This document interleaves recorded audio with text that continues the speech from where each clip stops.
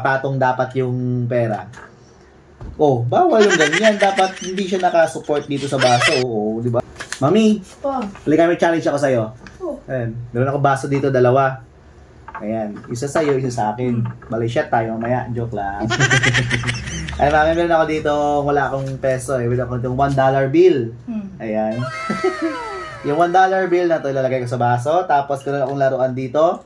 Ipapatong ko yung laruan. Whoop! Nahuhulog. Patong ko ulit. Yung dollar.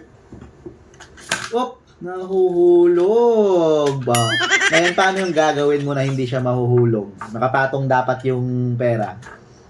Oh, bawal yung ganyan. Dapat hindi siya nakasupport dito sa baso. Oh, di ba? Nakasupport. Dapat hindi nakakasupport dyan. Oh, anong gagawin mo? Oh, oh.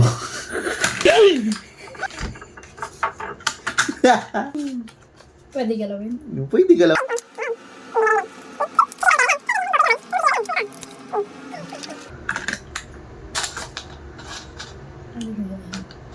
Straight dapat yung sasakyan. Oh, ganun pa rin nakapatong pa rin siya. Oh. Dapat nakaganon yung sasakyan. Doon nakaharap ang sasakyan. Doon dapat nakaharap. Di ba?